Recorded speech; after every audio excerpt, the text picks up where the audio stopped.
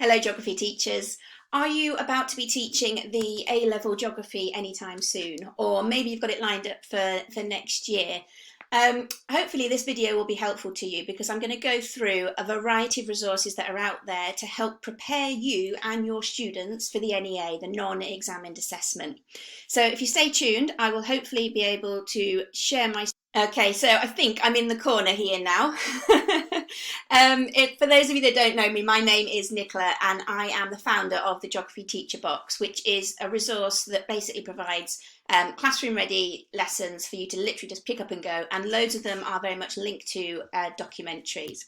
Anyway, let's crack on with today.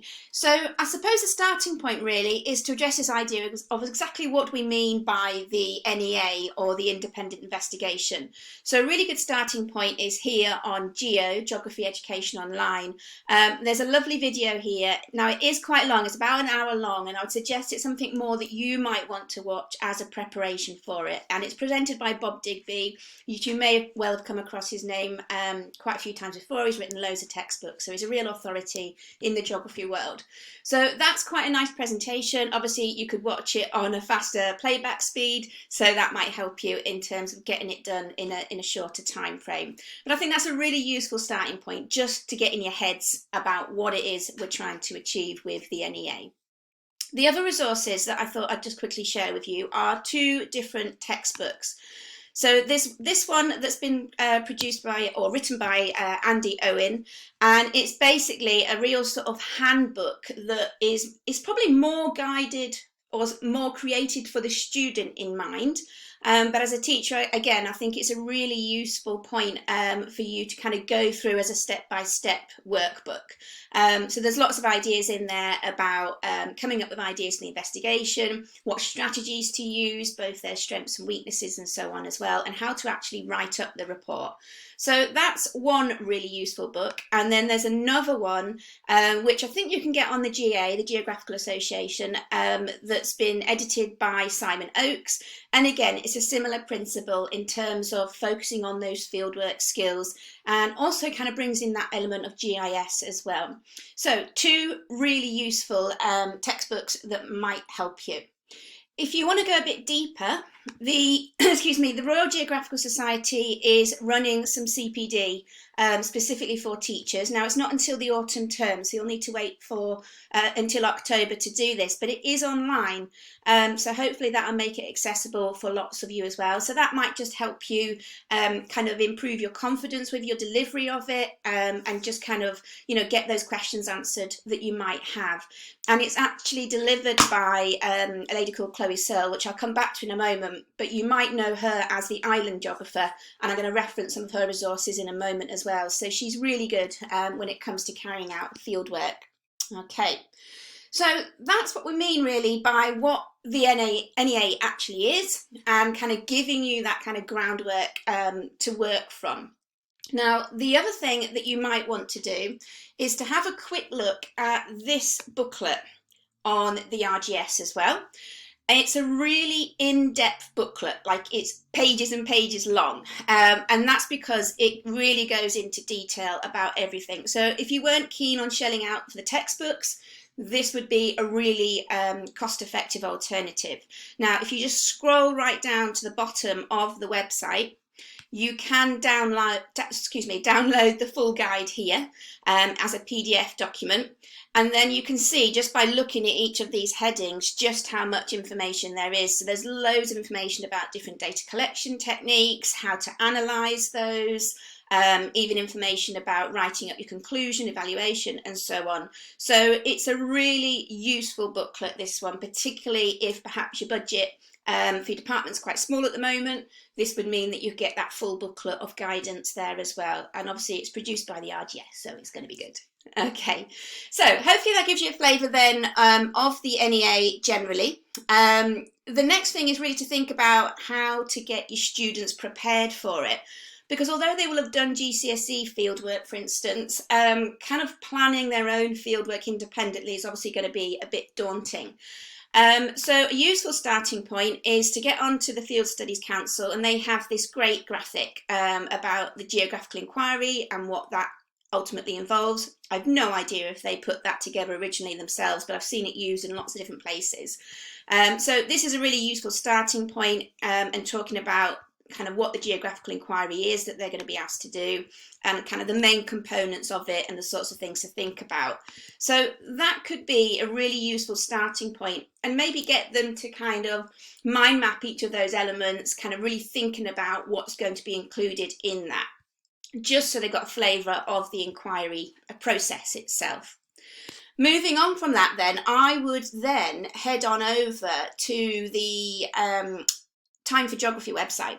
They have got loads of little clips that would be really useful to use in your lessons about kind of preparing for that geographical research. So the first one here is about how do you actually come up with an interesting geographical research idea? Because I think sometimes there's a tendency just to go back and do what they did at GCSE, but do it on their own.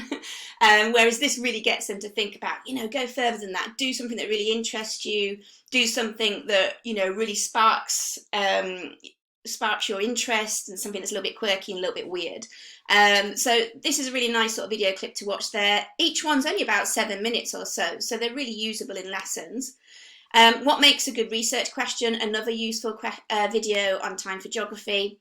How do you choose the right methods for your research? And then also this one, particularly those students that decide to do like a human geography one, gets them to think about the ethical considerations when undertaking geographical research. Okay, so as I say, those video clips are really useful. The other thing to bear in mind with preparing students is this need to kind of do a bit of a literature review before they then kind of nail down exactly what they're going to actually work on and what sort of area they want to focus on. So there's a bit of guidance on 2 different areas actually. One particular place, if you use the same link where Andy Owen's book is, there's a link down here that goes straight to a downloadable PowerPoint, which are top tips for the literature review. Now, I wonder if I can just, I think I've put it down here. Let me just have a quick look. Is it that one? Don't know if I can get to it. Just move myself up there. Yeah, I think it's this one. Not sure if you'll be able to see that on your screens because I seem to have disappeared. So I'll just minimize that. But it's basically a PowerPoint that goes through what the literature review actually is. And there is another one that's also available on Geo Online that goes alongside a tutorial as well. So again, it's enabling students to get a bit familiar of what actually the literature review involves and what's kind of expected of them. Okay, so 2 really useful resources there in terms of preparation. And I think if they do a good literature review, it makes that write-up that little bit easier as well. Okay.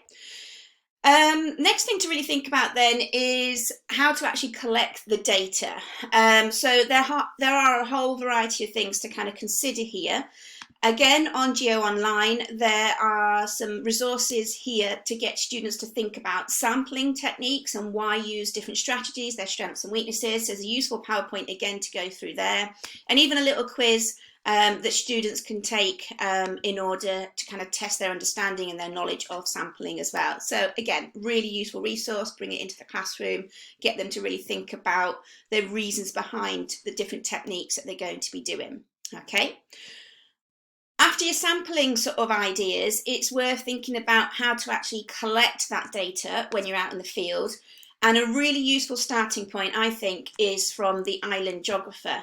And there's a whole host of ready-made data collection sheets.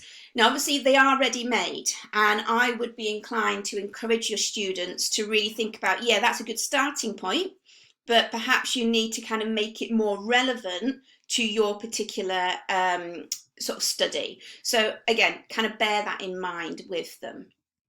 Okay. Elsewhere, there are a few other things. So on the on the Time for Geography site, you've also got a few videos there, particularly for the physical fieldwork, kind of explaining to students how to go about collecting data on rivers and at the coast. And I also think on the Field Studies Council website, there's a collection of other ideas as well, particularly with regards to GIS and different techniques that they can utilise on there. So I'll have a look in a moment to see if I can bring that up for you. I wonder if it's on this one. Was it on that? oh, data presentation, no, methods, that was the one. No, I'd have to go back and have a look on that in just a second. But you'd have to go via the resources. I'll put the link for the Field Studies Council one on my blog in just a moment, so you can also access that. In terms of writing it all up, again, Geo Online has got 2 really useful video clips that you might be able to reference again in your lessons. This one, the first 2, should I say, that I'm going to look at here are from Chloe Searle.